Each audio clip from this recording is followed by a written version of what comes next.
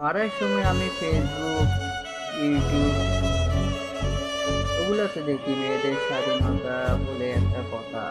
ওগুলো মেয়েদেরাই বেশিরভাগ বলে, শুনি। ওরা নাকি বিয়ের আগে স্বাধীনতাটা পায়, বিয়ের পরে স্বাধীনতাটা পায় না।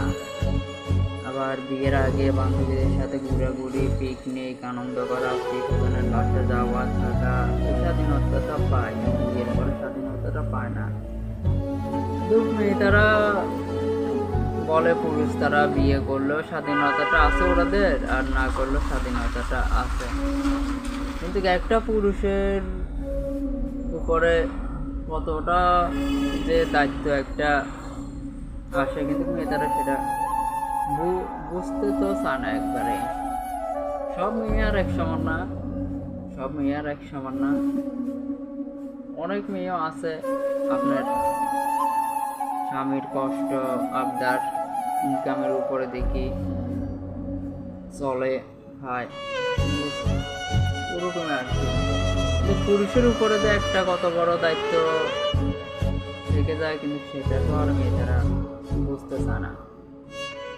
পুরুষ তারাও, হ্যাঁ, বিয়ের আগে পুরুষ তারাও একটা স্বাধীনতাটা পায়, বন্ধু বান্ধবের সাথে ঘুরাঘুরি, তারপরে শহর এলাকার মধ্যে আপনার নানা রকম জায়গায় কক্সবাজার, আপনার নানা রকম জায়গায় আসা যাওয়া। কিন্তু আবার সব পুরুষে কিন্তু ওরকম না। আপনার বিয়ের পরে যেরকম একটা পুরুষের দায়িত্ব দায়িত্ব বলতে একটা যেটা থাকে, সেটা আপনার ওরা মানসিক একটা টেনশন থাকে যায়, নিজের পরিবারকে কিভাবে সুখে রাখবে, কিভাবে আনন্দে রাখবে, কিভাবে ভালো রাখবে, ওরকম একটা আপনার দায়িত্ব থেকে যায়। কিন্তু বিয়ের পরে আমরা বলি আমাদের বিয়ে শাদী হয়েছে, আমরা একটা সন্তান নিয়ে বাচ্চা নেব, যদি ওটাকে মানুষের মতো মানুষ করতে পারে আলহামদুলিল্লাহ ভালো। কিন্তু আমরা আমাদের পুরুষের মেয়েটারা কিন্তু কষ্টটা বুঝতে আপনার চায় না। সেটা আমাদের সন্তানদেরকে পড়ালেখা করা, মানুষের মতো মানুষ করা, ভালো একটা পাত্র দেখে নিজের সন্তানকে বিয়ে দেওয়া, এটাতে কত বড় দায়িত্ব সেটা কিন্তু মেয়েরা বুঝতে পারে না। শ্বশুর বাড়িতে যাইলে মেয়ে যেন কোনো, আমার সন্তান যেন কোনো কথা শুনতে না হয়, কোনো কিছু শুনতে না হয়, তার কারণে ওরা শ্বশুর শাশুড়িকে খুশি রাখানো এরকম আপনার রমজান আসলে ওরাদের ইফতার বাজার বস্তা, আবার রমজানের ঈদ আসলে আপনার সব পরিবারদেরকে কাপড় চাপড় দেওয়া, কোরবান আসলে আপনার আস্ত একটা গরুর রান দেওয়া, ওইটাই আমাদের পুরুষের স্বাধীনতা। আবার আপনার আমাদের বন্ধু বান্ধব বলতে, বিয়ের আগে আমাদের বন্ধু বান্ধব আমরা যেমন খুশি তেমন চলতে পারি, যেমন খুশি তেমন ঘুরে বেড়ে করতে পারি। কিন্তু বিয়ের পরে কিন্তু সেটা আমরা পারি না। কেন পারি না? আপনার আমাদের বন্ধু বান্ধব বিয়ের পরে বলে, বন্ধু চল কালকে আমরা সবাই পিকনিক করতে যাব, সি বিচে যাব বা কক্সবাজার যাব। কিন্তু সেটা আমরা পারি না। আমরা বন্ধু বান্ধবদেরকে নিয়ে পিকনিকে, কক্সবাজার, সি বিচে ঘুরতে যাওয়া, কেন টাকা খরচা হওয়া। কিন্তু আমরা কেন টাকা বিয়ের পরে খরচ করতে চাই না? আমরা একটা টাকা পর্যন্ত বাঁচাতে চাই, যেন আমার পরিবার, আমার সন্তান তারা যেন ভালো থাকে, হাসি খুশি থাকে। আমাদের বন্ধু বান্ধব তারা ওইখানে যায়, কিন্তু আমরা কেন পারি না যেতে?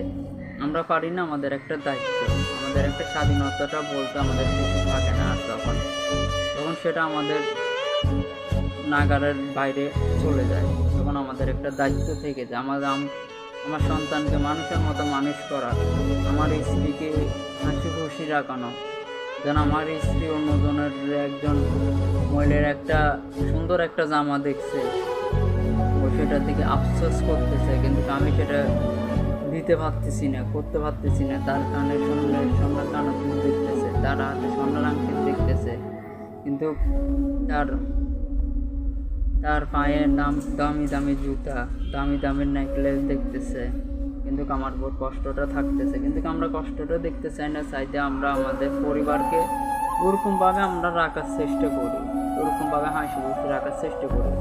আমাদের স্ত্রীকে চাই আমরা ভালো ভালো পোশাক, ভালো ভালো কসমেটিক, নানা রকম ইত্যাদি জিনিস সুখে রাখার জন্য চাই, সেটাই আমাদের স্বাধীনতা।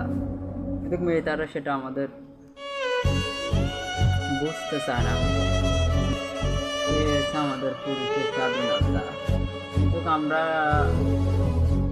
অফিস শেষ করি, ডিউটি শেষ করে আমরা রাস্তাতে হাঁটে যাওয়ার সময় দোকান, রেস্টুরেন্ট অনেক কিছু দেখি, কিন্তু আমাদের মন চায় না রেস্টুরেন্টে ঢুকে ভালো মন্দ খাবার ইচ্ছে করে না আমরা পিৎজা বার্গার এগুলো খাবার, তাহলে আমরা করে না কেন?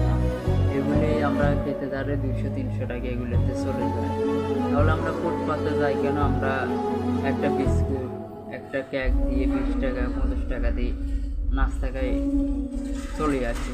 আমরা কেন পারি না রেস্টুরেন্ট, দামি দামি দোকান, দামি দামি হোটেলে যাই আমরা খাবার খেতে কেন পারি না? সেটা আমরা করি না। আমাদের টাকা 10 টাকা বাঁচলেও সেটা আমার পরিবারকে খুশি রাখতে পারবো। 5 টাকা বাঁচাতে পারলেও আমার পরিবারকে আমি খুশি রাখতে পারবো। তার ইচ্ছা মতন, তার আবদার ইচ্ছা আমি পূরণ করতে পারবো, তাই আমরা সেটা পারি না।